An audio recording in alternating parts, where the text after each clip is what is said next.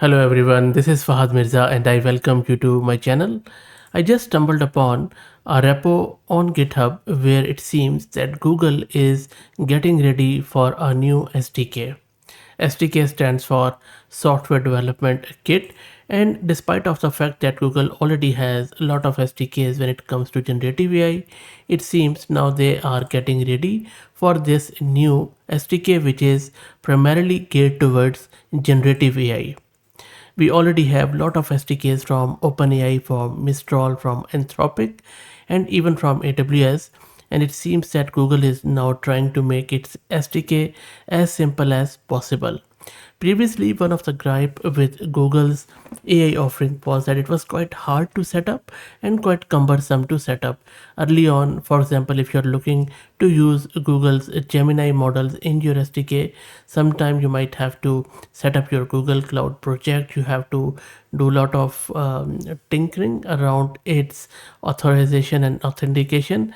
But the good news is that now with this new Google's Gen AI SDK, we can make this process quite easier, which is quite a welcome news for everyone around, because look, Google is at the forefront of generative AI. They are few of the very first companies to start all of this revolution, but for some weird reason using their models with Python SDK especially was quite hard. But now we have this Google Gen AI Python SDK that provides an interface for developers to integrate Google's generative models into their Python applications. It's an early release, very early days, maybe it's just 2 day old. So API is subject to change, and I would suggest that you don't use it in the production environment at this stage, but down the road, why not? So in this video we are going to install it locally, and then we will see how it works. As it will be using hosted models from Google, so you would need an API key, and you can get it for free by going to this ai.google.dev and then simply click here. You might have to sign up for with your free Gmail account or Google account in order to get your key. So I already have my key. I'm going to my terminal and then I will be using this Ubuntu VM, which has been sponsored by our very good friends at Mast Compute. If you're looking to rent a VM or even GPU on very affordable prices, I will drop the link to their website in video's description. I am also going to give you a coupon code of 50% discount on range of GPUs and VMs. So do check them out. Check my this video's description. Okay, so as you can see, this is Ubuntu 22.04. Let's create a virtual environment. Shouldn't take too long. And that is done. Now this step where I'm installing this torch transformer accelerate, this might not be necessary, but normally I usually install torch and transformer with all of my SDKs just to avoid any issues around dependencies down the road. Okay, now let's git clone the repo, and I will drop the link to it in video's description, and that is all done. Now let me launch my Jupyter notebook and we will play around with this SDK. In notebook environment, you can use simple Python code in VS Code, or you could use a Python terminal, but I'm just going to go with the Jupyter notebook as it makes it bit easier and more presentable. And now let me show you how easy it is to use this SDK. All you need to do is to set your API key here, or you could set it in environment variable and grab it from there. And then look at this looks so OpenAI compatible, where we have instantiated this Gen AI client, which is Google's SDK, and then we are generating the content. Of course it's quite different from OpenAI's one, but the sort of format is same. And this is a very newly released Gemini 2 Flash experimental model, where we are passing it a prompt and then printing out the response. And we already have covered this model in great detail here in this video 3 days ago. So if you're interested in learning what this model is, please check it out. By the way, I also have created a tool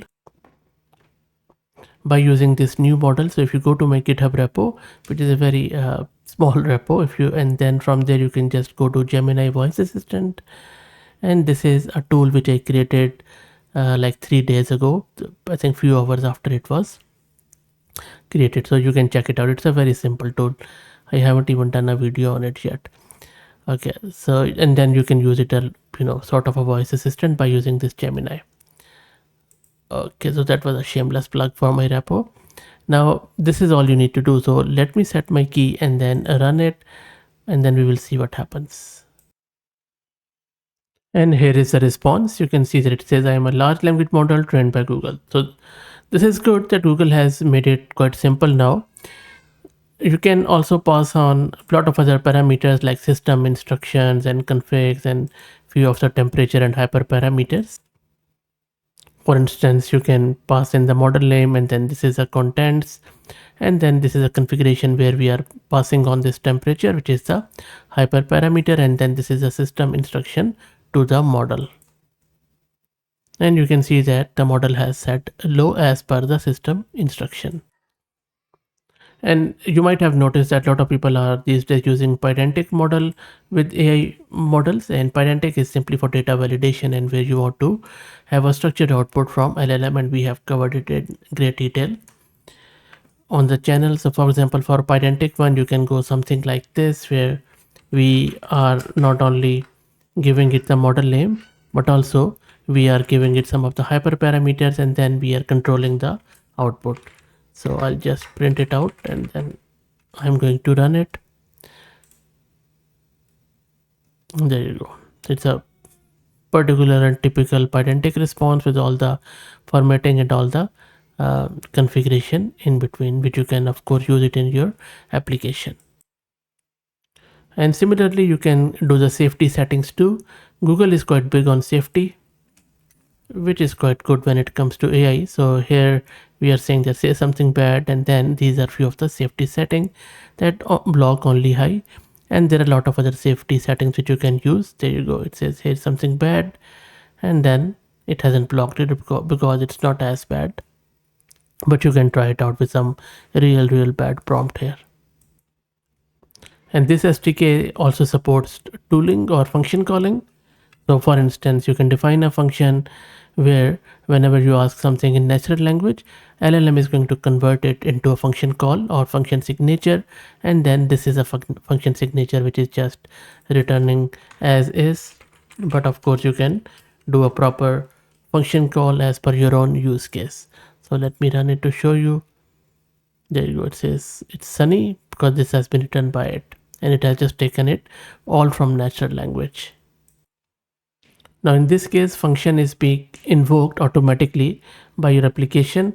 But for example, you don't want to do that. You want to just generate a function call and you want to manually invoke it. You can also do that by something like this, where this is a function we have defined and you can have your own function.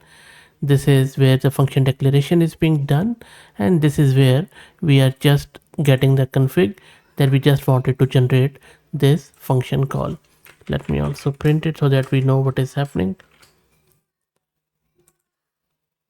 There you go. So it hasn't called anything, it has just generated the arguments and what exactly we want, just a function call.